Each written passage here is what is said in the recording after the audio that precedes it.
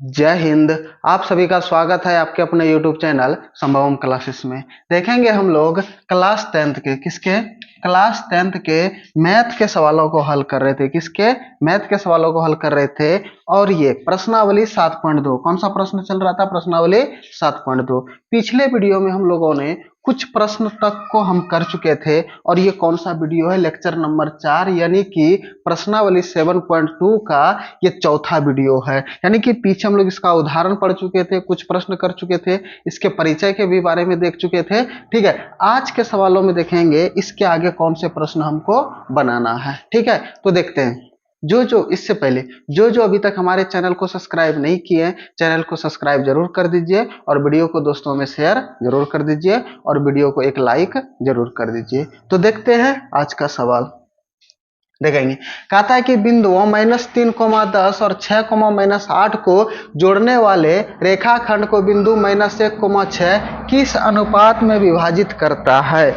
देखेंगे किस अनुपात में विभाजित करता है, हमें बताना है। देखेंगे सवाल क्या कह रहा है उसके बारे में हम लोग कोशिश करते हैं, समझते हैं। ठीक है, तो देखते हैं सवाल क्या कह रहा है। कहता है कि एक रेखाखंड है, एक कौची है? रेखाखंड है। तो दो बिंदुओं के जो बीच की दूरी होता है उसी को हम लोग क्या बोलते हैं? रेखाखंड। जैसे कि ये बिंदु कौची है? ए, और ये बिंदु कौची है हमारा? ये है बी। अब ये दोनों की जो बीच की दूरी है इसी को हम लोग क्या बोलते हैं? रेखाखंड। कहता है कि बिंदुआ इतना इतना, यानी कि दिया हुआ है बिंदु ए और बिंदु बी का मान दिया हुआ है। ए का निर्देशांक कितना? -3, 10। ठीक है, और बी दिया हुआ है 6, -8। ठीक है, कहता है कि जोड़ने वाले रेखाखंड को बिंदु -1, 6 किस अनुपात में विभाजित करेगा?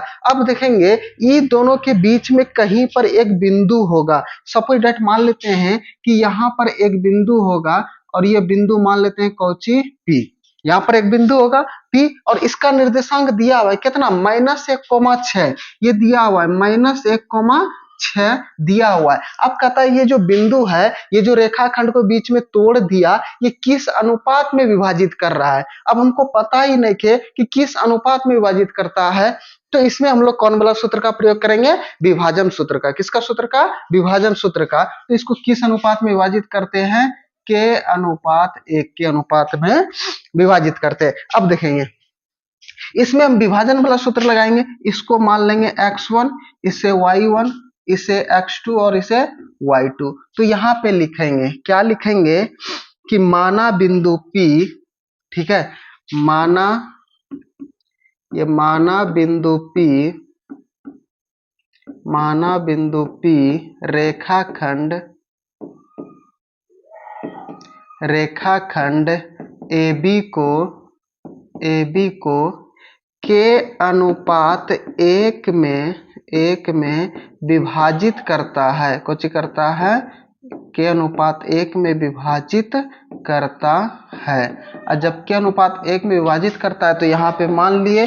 ठीक है, अब इसे देखेंगे यहाँ पर रखेंगे। ठीक है, और इसको भी यहाँ पर ले आएंगे। ठीक है, देखेंगे अब यहाँ पे हम लोग लिखेंगे कौन वाला सूत्र? विभाजन सूत्र। तो विभाजन सूत्र क्या होता है उसके बारे में समझते हैं। तो ये विभाजन सूत्र लिखेंगे, विभाजन सूत्र। ठीक है, क्या होता है? m1 के साथ में x2 को गुना कर देंगे और प्लस m2 के साथ में x1 को और बटे का m1 प्लस का m2, यानी कि उनके अनुपात को आपस में कुछ कर देते हैं, जोड़ देते हैं। ये जो दो भागों में जो तोड़ा गया के अनुपात, इसको m1 और इसे m2 मानते हैं। कोई दिक्कत? ये x निर्देशांक के लिए हो गया। अब y निर्देशांक के लिए समझते हैं। ठीक है, देखेंगे m1 के साथ में y2 को गुना कर देंगे और फिर m2 के साथ में y1 को गुना कर देंगे, फिर ये m1 प्लस का ये m2। देखेंगे अगर यहाँ तक समझने में किसी को कोई डाउट, कोई परेशानी तो बताएंगे। देखेंगे ये जो विभाजन, ये किस बिंदु के लिए? बिंदु P, और बिंदु P का निर्देशांक दिया हुआ है कितना? -1, 6। तो यहाँ पर लिखेंगे हम लोग कौची? -1, 6 बराबर यहाँ पर लिख देंगे। कोई दिक्कत यहाँ तक में नहीं ना? अब समझते हैं। अब m1 या इसके सूत्र पे बैठा देंगे इसे, m1 इंटू x2। m1 का वैल्यू कितना है? के। x2 का वैल्यू कितना है? 6। यही है ना? तो देखेंगे m1 का वैल्यू कितना है? के, इंटू x2 का वैल्यू कितना है? 6 अब प्लस m2 का वैल्यू कितना है 1 और x1 का वैल्यू कितना है, यह है माइनस का 3 और ये बटे कितना हो जाएगा, यानी कि k प्लस का 1। ये x अक्ष के लिए हो गया। अब किसके लिए चाहिए, y अक्ष के लिए। ठीक है, तो देखते हैं m1 के साथ में m1 का वैल्यू k और y2 का वैल्यू कितना है माइनस का 8। ठीक है, अब प्लस m2 का वैल्यू 1 और y1 का वैल्यू कितना है, ये है 10 और बटेगा कुछ हो जाएगा k प्लस का 1, कुछ हो जाएगा k प्लस का 1। यहां तक में कोई दिक्कत किसी को नहीं। अब इसको आगे कैलकुलेशन कर लेते हैं, देखेंगे तो यहाँ पर लिखेंगे माइनस का 1,6 बराबर k गुना 6 कर देंगे तो k गो के 6 के, ये प्लस और ये 3 के आगे minus, plus minus minus bracket है गुना का क्रिया, तो 3 का 3 तो माइनस का कितना 3 और बटेगा ये k प्लस का 1 हो जाएगा हमारा, कोई दिक्कत नहीं। अब ये 8 के आगे में माइनस और k के आगे में प्लस है, प्लस माइनस माइनस 8 गुना k कर देंगे तो ये माइनस का 8 के। अब ये दोनों प्लस है तो 10 का 10 और ये बटेगा कोची हो जाएगा k प्लस का 1। ये होगा हमारा, कोई दिक्कत यहाँ तक में नहीं।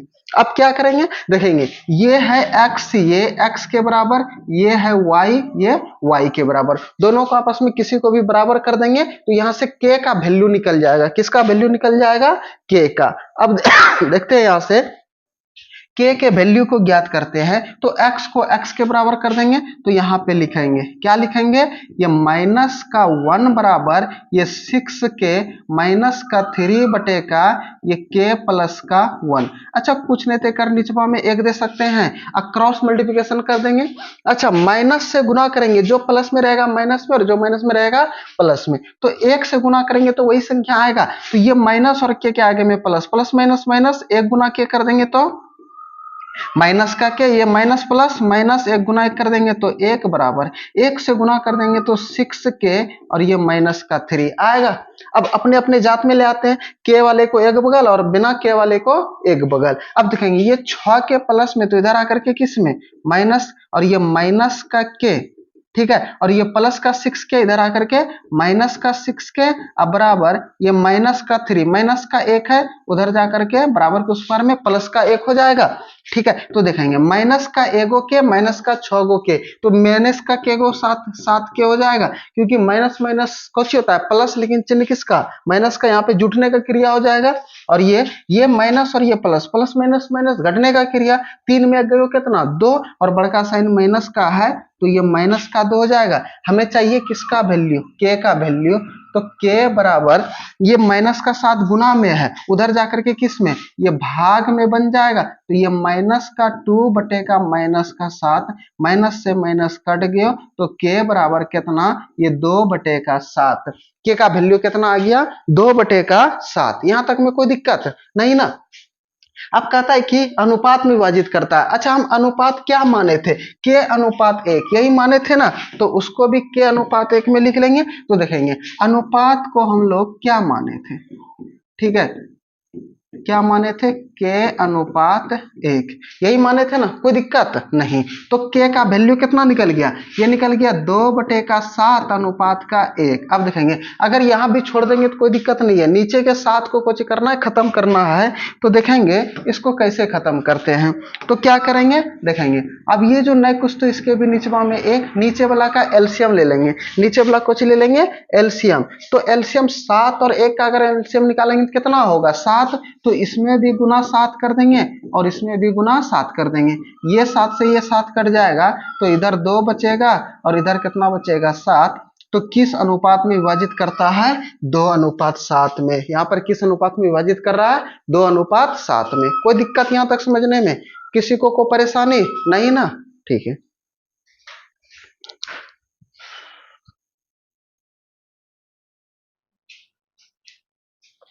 देखेंगे यहां तक सवाल में किसी को कोई डाउट, कोई दिक्कत समझने में, ठीक है, तो कमेंट बॉक्स में जरूर बताइएगा किस तरह से सवाल लगा। ठीक है, तो देखते हैं अगले सवाल की ओर। ठीक है, किसके, अगले सवाल की ओर। अगले सवाल में कहता है कि वह अनुपात ज्ञात कीजिए जिसमें बिंदुओं a 1,-5 और b -4,5 को मिलाने वाले रेखाखंड x अक्ष से विभाजित होता है और इस विभाजन बिंदु के निर्देशांक भी ज्ञात कीजिए। देखेंगे इसी टाइप का सवाल उदाहरण में भी कर चुके थे, देख सकते हैं वहां से, नहीं तो यहाँ भी देखेंगे, यहाँ भी सवाल को बनाएंगे। ठीक है, कहता है कि उस जो ये रेखाखंड है ए और बी, इसको मिलाने वाली रेखाखंड को एक्स अक्ष पर विभाजित करता है। किस अक्ष पर विभाजित करता है? एक्स अक्ष पर। देखेंगे ये हो गया हमारा एक्स अक्ष और ये हो गया हमारा वाई अक्ष। अगर कोई बिंदु एक्स अक्ष पर है, मान लीजिए यहां रहे, ठीक है, कोई बिंदु अगर एक्स अक्ष पर है, ठीक है, ये तो यहां है, ठीक है, एक्स अक्ष पर कोई बिंदु है, ठीक है, एक्स अक्ष पर कोई बिंदु है तो एक्स का कुछ ना कुछ तो वैल्यू निकलेगा, लेकिन इसमें वाई का वैल्यू कुछ निकल जाएगा 0। क्या ये ना ही ऊपर जा रहा और ना ही नीचे, क्या y का वैल्यू रहेगा? नहीं। तो पूछता है अगर कोई बिंदु x अक्ष पर है तो y का निर्देशांक कौन होता है? 0। अगर कोई बिंदु y अक्ष पर है तो x अक्ष का निर्देशांक कौन होता है? 0। ठीक है, समझ गए? यहां तक में कोई दिक्कत नहीं ना? देखेंगे आगे समझते हैं। ठीक है, अगर x अक्ष पर है, सपोज दैट मान लीजिए कोई बिंदु x अक्ष पर है, अगर कोई बिंदु x अक्ष पर है तो उसका निर्देशांक कुछ हो जाएगा x, 0 होगा, क्योंकि x का कुछ ना कुछ वैल्यू निकलेगा लेकिन y का वैल्यू नहीं निकलेगा। अगर वही बिंदु y अक्ष पर रहता, किस अक्ष पर रहता? y अक्ष पर, तो x का वैल्यू 0 हो जाता लेकिन y का कुछ ना कुछ वैल्यू निकलता, y का कुछ ना कुछ वैल्यू निकलता। तो हमें पूछा है किस पर? x अक्ष पर। ठीक है, तो हम यहाँ पे लिखेंगे कि माना बिंदु x अक्ष पर हुआ x, 0 में कौन करता है? x, 0 है। ठीक है, उस विभाजन बिंदु के निर्देशांक कितना है? x, 0। ये भी मान सकते हैं। ठीक है, तो देखेंगे x अक्ष पर क्या माने हम? x, 0 कौन मान लिए? x, 0। ठीक है, देखते हैं, समझेंगे आगे। ठीक है, आगे समझ लेते हैं हम लोग क्या होता है। ठीक है, देखेंगे अब यहां पे देखेंगे क्या दिया हुआ है। ठीक है, ये बिंदु ए है और ये बिंदु बी है, मिलाने वाली रेखाखंड। देखेंगे अब ये बिंदु कौची है? ए है और ये बिंदु क्या है? बी है। ठीक है, इसको दूर थोड़ा लिख लेते हैं और ठीक है, ये बिंदु क्या है? बी है। ये जो रेखाखंड है इसको मिला दिए। ठीक है, ए का निर्देशांक दिया हुआ है 1, -5। ठीक है, और बी का निर्देशांक कितना दिया हुआ है? -4, 5 इतना दिया हुआ है। ठीक है, अब कहता है कि कहीं पर x अक्ष पर बिंदु प्रतिच्छेद करता है। सपोज दैट मान लीजिए कि यहाँ पर x बिंदु प्रतिच्छेद कर रहा है। ठीक है, x अक्ष पर कुछ x बिंदु नहीं, x अक्ष पर प्रतिच्छेद कर रहा है, मानते हैं बिंदु P। ठीक है, तो प्रतिच्छेद करता है तो इसका निर्देशांक कौची हो जाएगा? x, 0। कौची हो जाएगा? x, 0। कोई दिक्कत यहां तक में? अब इसको किस अनुपात में विभाजित करना है वो भी हमें बता करना है। हमरा नहीं के पता कि किस अनुपात में विभाजित करना है, तो इसको k अनुपात 1 में विभाजित कर देते हैं। किस अनुपात में विभाजित कर देते हैं? k अनुपात 1 में। इसको हम लोग x1 मान लेते हैं, इसको y1, इसे x2 और इसे y2। कोई दिक्कत यहां तक में? तो यहां पर हम लिखेंगे क्या कि माना बिंदु P, ठीक है, यहाँ पे लिखेंगे क्या कि माना बिंदु P रेखाखंड AB को, ठीक है, AB को k अनुपात 1 में विभाजित करता है। कुछ करता है? विभाजित करता है। किस अनुपात में विभाजित करता है? k अनुपात 1 में विभाजित करता है। तो यहाँ पे कौन वाला सूत्र का प्रयोग करेंगे? विभाजन सूत्र का। किस सूत्र का प्रयोग करेंगे यहाँ पर? विभाजन सूत्र का। तो देखते हैं, विभाजन सूत्र का प्रयोग करते हैं। तो विभाजन सूत्र क्या होता है इसको लिख लेते हैं यहाँ पे। ये है विभाजन सूत्र। ठीक है, तो देखेंगे m1 के साथ में x2 को गुना करते हैं और फिर m2 के साथ में x1 को गुना कर देते हैं और बटे में m1 प्लस का m2, यानी कि इसके अनुपात को आपस में कुछ कर देते हैं, जोड़ देते हैं। ये किस अक्ष के लिए हो गया? यानी कि x निर्देशांक के लिए। ठीक है, अब y निर्देशांक के लिए चाहिए तो m1 के साथ में y2 को अब प्लस में m2 को किसके साथ में? y1 के साथ में गुना कर देंगे, फिर m1 प्लस का m2। कोई दिक्कत यहां तक में? नहीं। ठीक है, अब इसी सूत्र पे आगे हम इसको कोची कर देंगे, पुट कर देंगे, बैठा देंगे और हमारा आंसर आ जाएगा। ठीक है, तो देखते हैं, इसे हल करते हैं। ठीक है, देखेंगे हमारा एक्स अक्ष यानी कि बिंदु जो P है उसका जो निर्देशांक दिया हुआ है वह कितना दिया हुआ है x,0 अब बराबर m1 के साथ में x2 को गुना करेंगे तो m1 का वैल्यू कितना है k इंटू x2 का वैल्यू कितना है -4 अब प्लस m2 का वैल्यू कितना है 1, x1 का वैल्यू कितना है 1 और ये बटे का कुछ हो जाएगा k प्लस का 1। ठीक है, यहां तक में कोई दिक्कत नहीं। आगे देखते हैं अब y m1 का वैल्यू कितना है k इंटू y2 का वैल्यू कितना है 5 अब प्लस m2 का वैल्यू कितना है 1 इंटू y1 का वैल्यू कितना है यह है -5 और बटे का ये कौची k प्लस का 1 ये होगा हमारा। ठीक है, अब देखेंगे अब यहां से आगे कैलकुलेशन करेंगे तो क्या लिखेंगे, ये लिखेंगे x,0 अब बराबर ये k के आगे में प्लस और 4 के आगे में माइनस, प्लस माइनस माइनस 4 गुना k कर देंगे तो माइनस का 4k और ये प्लस का 1 अब बटे का ये k प्लस का 1 और कोमा k गुना 5 ये के एम अथी यहाँ पे कुछ है y2 का वैल्यू कितना है 5 तो ये 5 गुना के कर देंगे तो कितना ये 5 के अब प्लस माइनस माइनस 5 का 5 और बटे का ये k प्लस का 1 हो जाएगा हमारा। कोई दिक्कत यहाँ तक में नहीं। अब देखेंगे x को x के बराबर और y को y के बराबर कर देंगे तो हमारा कुछ हो जाएगा आंसर। देखेंगे यहाँ से x का वैल्यू यहाँ से k का वैल्यू हमें निकालना है तो k का वैल्यू निकालेंगे तब ना x वाले में रख देंगे तब तो x का वैल्यू निकलेगा तो यह 0 को 0 यानी कि y को y के बराबर कर देंगे तो y का वैल्यू कितना निकला है यहाँ से ध्यान देंगे तो y का वैल्यू कितना है 0 अब बराबर ये कितना है 5 के माइनस का 5 और ये बटे का k प्लस का 1। अच्छा क्रॉस मल्टीप्लिकेशन कर देंगे कुछ नहीं तो 1 और 0 से गुना कर देंगे k प्लस 1 में तो परिणाम 0 अब बराबर 1 से गुना करेंगे तो यही आएगा 5 के माइनस का 5। अब देखेंगे ये माइनस का 5 के है बराबर किस पर में आएगा प्लस का 5 और ये बराबर का 5 के। हमें चाहिए किसका वैल्यू k का वैल्यू तो k बराबर हम लिख सकते हैं तो ये 5 बटे का 5 क्योंकि ये 5 गुना में धरा करके भाग में इसको इस पार या तो इसको इस पार लिख सकते हैं कोई दिक्कत नहीं है। ठीक है, अब ये कट गया कितने बार में एक बार में तो ये k का वैल्यू कितना निकल गया 1। अब k का वैल्यू 1 निकल गया। अब किस अनुपात में विभाजित करता है तो अनुपात हम लोग क्या माने थे अनुपात हम लोग माने थे k अनुपात 1। ठीक है, तो k का वैल्यू 1 अनुपात 1 यानी कि 1 अनुपात 1 में इसको कौची करते हैं विभाजित करते हैं। अब कहता है कि वही जो बिंदु विभाजन बिंदु के निर्देशांक भी ज्ञात कीजिए, विभाजन बिंदु जो है उसके निर्देशांक भी ज्ञात कीजिए तो उसका निर्देशांक कौची माने हैं। ठीक है, x,0 तो हमें x का वैल्यू चाहिए तो x को x के बराबर कर देंगे तो x का वैल्यू यहाँ पर देखेंगे कि कितना है। ठीक है, देखेंगे x का वैल्यू यहां से निकालेंगे तो ये x बराबर कितना है हमारा ये माइनस का 4k। ठीक है, और ये प्लस का 1 और ये बटेगा कितना है k प्लस का 1। अब देखेंगे k का वैल्यू निकला हुआ है कितना 1 तो k के जगह पे कितना रख देंगे 1 रख देंगे। ठीक है, तो देखते हैं यहाँ पे तो ये x बराबर ये माइनस का 4 इंटू 1 और ये प्लस का 1 अब बटे का ये 1 प्लस का 1 हो जाएगा हमारा क्योंकि k का वैल्यू कितना है 1 तो k के जगह पे कितना रख देंगे 1। कोई दिक्कत यहाँ तक में नहीं। ठीक है, तो ये x बराबर ये प्लस माइनस माइनस 4 का 4 और ये प्लस का 1 और बटे का 1 1 कितना 2 हो जाएगा और यहाँ पे बड़का साइन माइनस यहाँ तो माइनस का आ जाएगा। अब देखेंगे तो ये x बराबर ये माइनस ये प्लस तो ये माइनस का 3/2 हो जाएगा क्योंकि 4 में गयो 3 बड़का साइन माइनस का तो माइनस का x का तो वैल्यू निकल गया कितना माइनस का 3/2।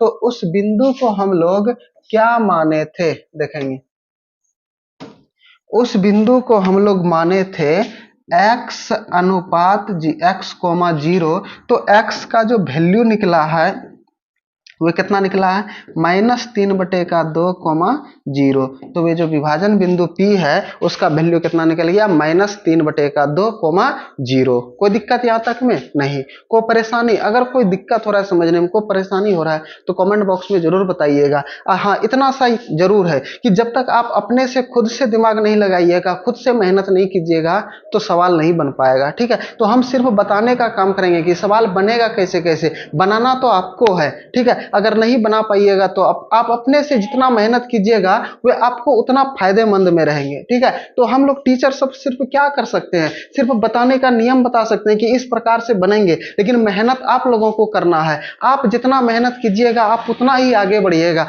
अगर मेहनत नहीं कीजिएगा तो आगे नहीं बढ़ पाइएगा, क्योंकि मेहनत का ही फल मीठा होता है। कुछ देर के बाद मिलता है लेकिन मिलता जरूर है। ठीक है, तो देखते हैं अगले सवाल की ओर। अगला सवाल कहता है कि यदि बिंदु 1,2, 4,y, x,6 और 3,5 इसी क्रम में लेने पर एक समांतर चतुर्भुज के शीर्ष हो तो x और y ज्ञात कीजिए। समांतर चतुर्भुज कौन होता है, आमने सामने एक भुजा बराबर होता है, उसका विकर्ण कौन करता है, एक दूसरे को समद्विभाजित कर देता है। विकर्ण जो होता है एक दूसरे को क्या कर देता है, समद्विभाजित, यानी कि विकर्ण को यानी कि मध्य बिंदु पर प्रतिच्छेद कर देता है, जिसे समझेंगे। ठीक है,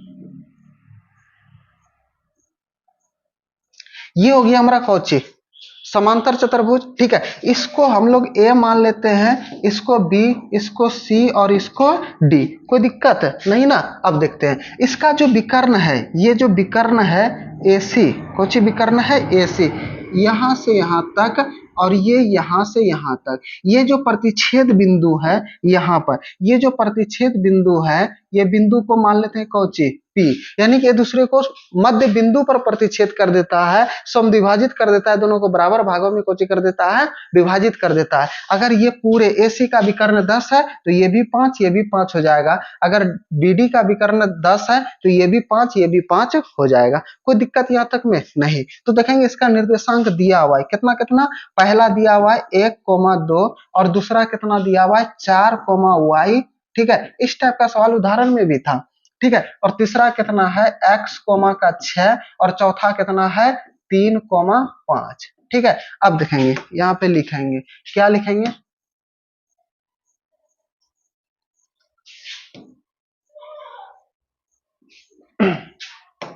लिखेंगे यहाँ पे कि समांतर चतुर्भुज के विकर्ण, समांतर चतुर्भुज के विकर्ण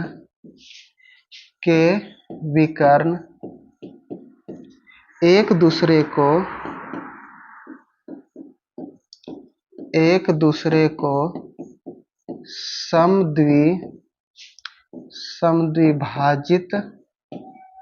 समद्विभाजित करता है। कौन करता है, समद्विभाजित करता है। जब एक दूसरे को समद्विभाजित करता है तो देखेंगे कि क्या होगा। ठीक है, समझते हैं। तो यहाँ पे लिखेंगे कि बिंदु P विकर्ण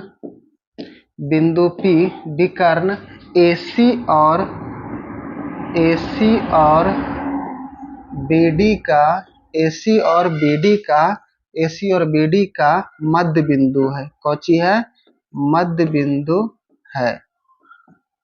बिंदु है। जब ये AC और BD का मध्य बिंदु है तो इसको आगे हम लोग कौची कर लेंगे, हल कर लेंगे। तो देखेंगे किस प्रकार इसको हल कर देंगे। देखेंगे सबसे पहले बिंदु यहाँ पर A लेते हैं, बिंदु A और ये बिंदु C। ठीक है, इसमें यहाँ पर P जस्ट कहाँ पर है, बीच में, जो कि मध्य बिंदु है। ठीक है, अब देखेंगे जब मध्य बिंदु है तो यहाँ पे A का निर्देशांक कितना है, ये है 1,2 और B का निर्देशांक C का निर्देशांक कितना है x, 6। ठीक है, इसको कौची मान लेते हैं x, y। नहीं भी मानेंगे तो कोई दिक्कत नहीं है। ठीक है, और दूसरा क्या था हमारा, देखेंगे दूसरा था हमारा यानी कि B और D। कौची था, ये बिंदु B है और ये बिंदु क्या है, D है।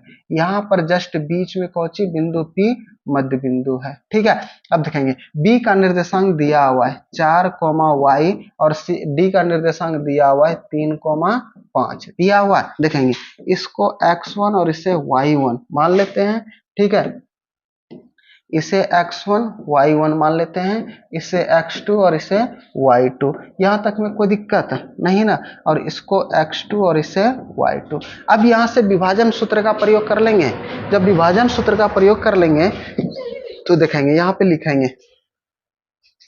क्या लिखेंगे, विभाजन सूत्र कौची होता है, ये होता है मध्य बिंदु सूत्र, विभाजन सूत्र पे भी बनाएंगे फिर भी बनेगा, क्योंकि बीच में तो 1:1 में विभाजित करता है। ठीक है, तो x1 प्लस का x2 और बटे का 2, और ये y1 प्लस y2 बटे का 2। ठीक है, ये इसके लिए भी वही लिख देते हैं, x1 प्लस का x2 बटे का 2, और ये y1 प्लस y2 बटे का 2। क्योंकि मध्य बिंदु है तो सूत्र दोनों के लिए समान होगा, लिखेंगे दोनों में तो ठीक है, नहीं भी लिखेंगे तो कोई दिक्कत नहीं है। अब देखते हैं x1 का 1 है और x2 का वैल्यू कितना दिया हुआ है, ये दिया हुआ है, यहाँ पर देखेंगे x1 का वैल्यू 1 प्लस x2 का वैल्यू कितना है, x बटे का 2। y1 का वैल्यू कितना है, y1 का वैल्यू 2 है, और y2 का वैल्यू 6 बटे का 2। ठीक है, यहाँ पर देखेंगे x1 का वैल्यू कितना है 4, प्लस x2 का वैल्यू कितना है 3 बटे का 2, और y1 का वैल्यू कितना है y2 का वैल्यू 5 बटे का 2। अब देखेंगे ये जो जब भी होगा x, ये x के बराबर होगा, ये y इस y के बराबर होगा, जब भी होगा यही वाला कंडीशन इसमें फॉलो होगा, तो हम x को x के बराबर कर देंगे और y को y के बराबर कर देंगे, तो हमारा कुछ हो जाएगा, आ जाएगा परिणाम। ठीक है, तो देखते हैं इस x को इस x के बराबर और इस y को इस y के बराबर कर सकते हैं, कोई दिक्कत नहीं। तो देखते हैं, करेंगे बराबर। ठीक है, तो ये 1 प्लस एक्स बटे का 2, और ये बराबर कितना हो जाएगा, ये 4 3 7, ये 7 बटे का 2।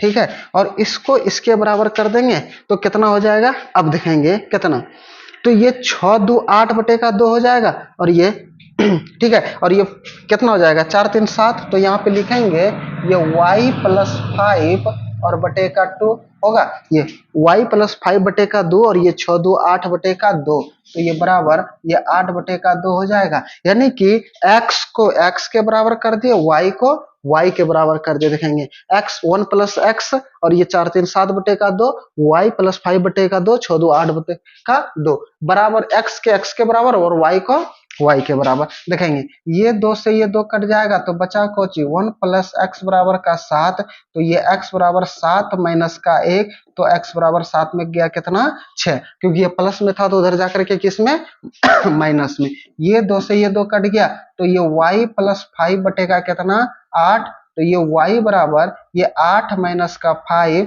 तो y बराबर कितना हो गया 3। तो हमें x और y का वैल्यू पूछ रहा था, तो देखेंगे कि x का जो वैल्यू निकला वो कितना निकला, x का वैल्यू 6 और y का वैल्यू कितना निकला 3। समझ गए, यही हमारा क्वेश्चन हो गया आंसर। यानी कि x और y का वैल्यू पूछ रहा था, तो x और y का वैल्यू हम लोग को कर दिए, निकाल दिए। ठीक है, देखेंगे कोई दिक्कत यहाँ तक में, कोई परेशानी नहीं ना। अगर समझने में किसी को कोई डाउट, कोई दिक्कत परेशानी, तो कमेंट बॉक्स में जरूर बताइएगा। आज इतना ही, ठीक है, फिर मिलेंगे अगले सवाल के साथ में अगले वीडियो में। आज इतना ही, जय हिंद।